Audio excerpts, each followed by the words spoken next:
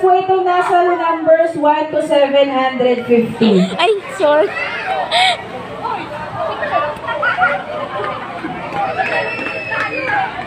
Itbulaga. Magandang umaga! Kamusta kayo mga Kaligit Africans? Welcome back po dito sa ating YouTube channel. Ang mainit nga po nating update ngayon ay pumapatungkol po rito na sa EAT na kung saan nakakatuwa guys na Itbulaga po ang tawag ng mga tao sa kanila dito sa barangay. Grabe nga yun. At nakakatuwa dahil ang dami pong tao. Parang ngayong araw ay marami pong makikipag-participate sa sugod bahay. So, pa-nevermind na lamang po ng ating background ka-OG, no? Pasensya na po kayo. Anyway, nasa na nga tayo? Dito po sa barangay, parang marami pong makikipag-participate ngayon. Parang mahigit 800. Baka nga nasa 1,000 pa yan ka-OG, no? Pero narinig lang po natin kasi ay 800 plus. So, nakakatuwa guys kasi mukhang dudumugin talaga tayo dito sa sugod bahay mamaya. And ang aga po mag-prepare talaga ng EAT kasi ano pa lamang po 9 AM marami na po ang nakapila. Well, marami naman talagang dapat asikasuhin para hindi magkagulo. At meron mga staff na napakasisipag, on hand talagang mag-asikaso dito sa barangay. And credit at maraming salamat sa kanila. Of course, dahil sa kanila, nagiging maayos po ang takbo ng sugod bahay mga kapatid. Samantala mga ka-OG,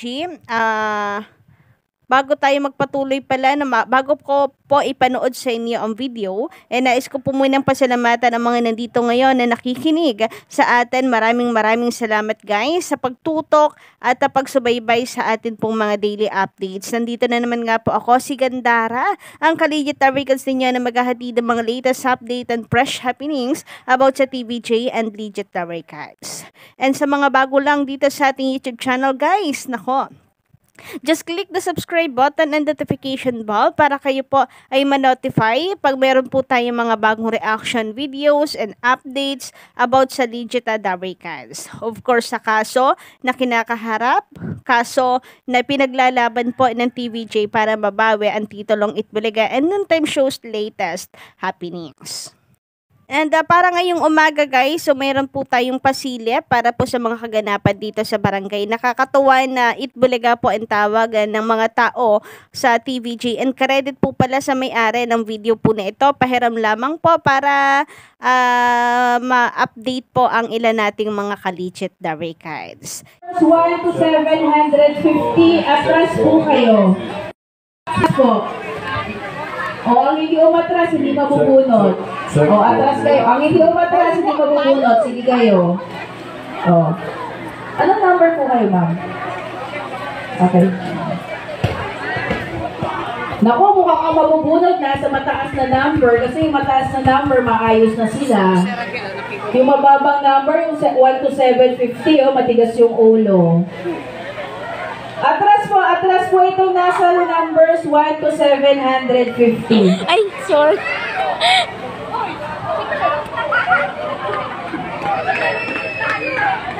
Itbulaga.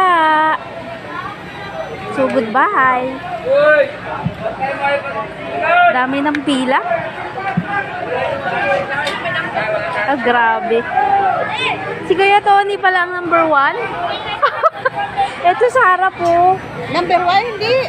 Ayun o. Awan to, ano na yan o? Ay. 20. Doon ang number 1 sa kabila. Alam mo. Paikot? Bakit balik to 753 na yun eh?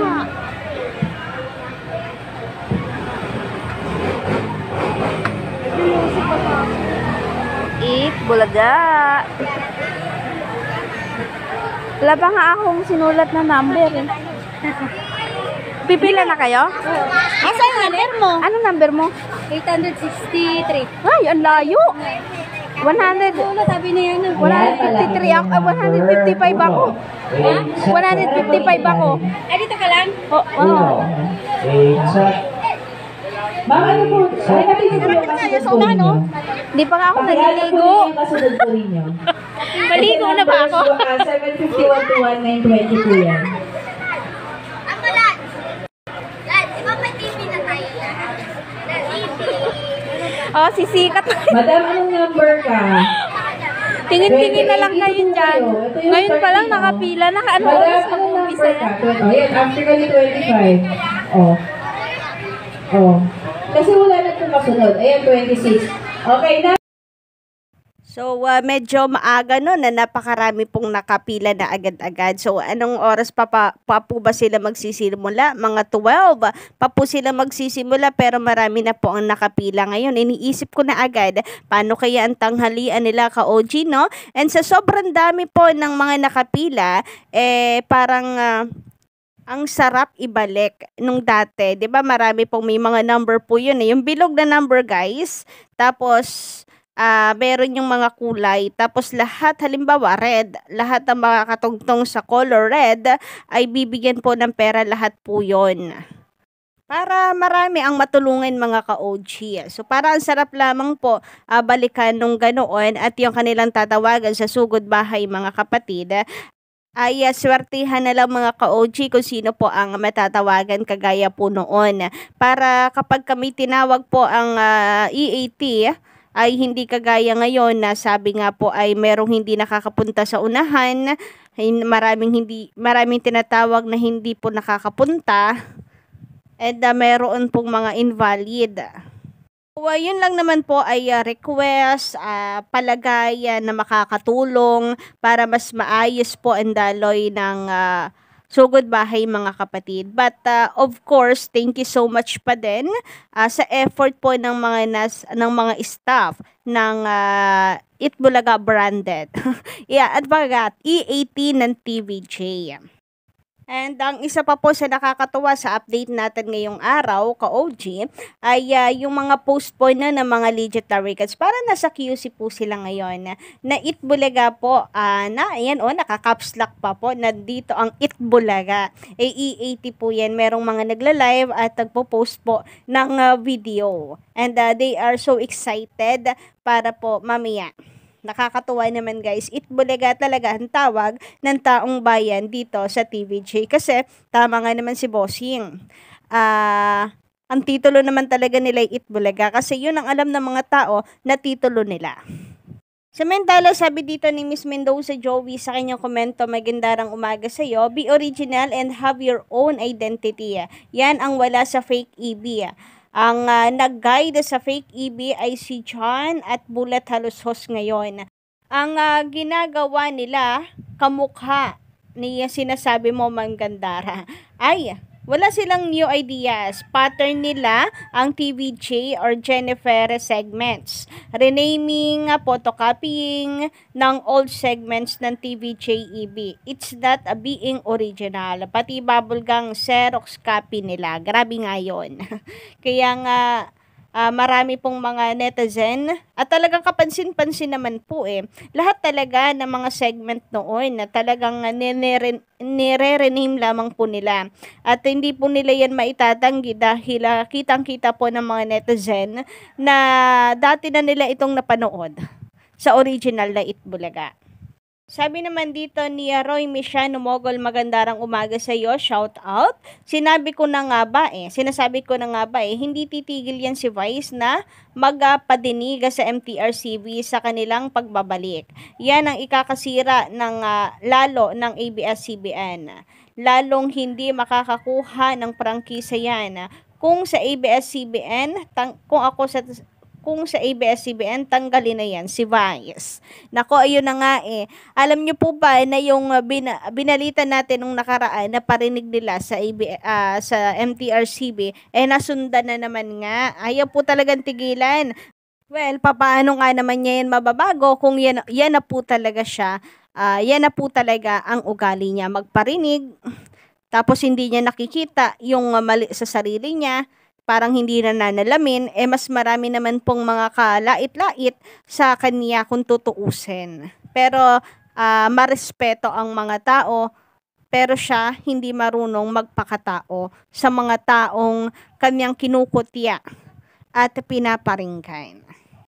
Samantala, ayon naman dito sa komento ni Sir Noli De Castro, ang di alam ng marami co-producer na ng TV5 and TVJ Production. Yan ang pangako ni MVP sa TVJ. Co-owner na sila ng show. Di gaya ng fake bulaga noon sa tape. Mga talent lang ang TVJ ng tape. Hindi talent. Feeling lang po nila. Akala nila talent nila ang TVJ. Pero ang TVJ po talaga ay ano po yan, individual contractor. Samantala, sabi pa nga po dito, kaya pati pumapasok na kita ng E80 ngayon, may access ang TVJ sa financial status ng show, kaya dadami talaga ang papremyo. Yes, mga ka-OG, and hindi po tayo makapag-antay na para po sa mga pasabog at mga big surprises and prizes na may pamimigay po ng TVJ.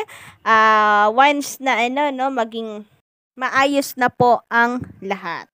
Alam po natin, nag-a-adjust pa po ang TVJ Production dahil bago lamang naman po ito ka-OG, pero darating po tayo dyan. Kita nyo naman ngayon, sa Gimme 5, 50,000 pinamimigay. Sa Therapy, nako, aabot at lalagpas pa yan ng 50,000, depende po sa players, di ba? And then sa Sugod Bahay, nako, malaki rin po ang kanilang naipamimigay na papremyo. So, lahat ng segment nila, ka-OG, ay malaki yung pinamimigay nilang papremyo. So, yun lang po pala muna guys ngayong umaga. Don't forget to click the subscribe button and notification bell para po sa iba pang mga balita.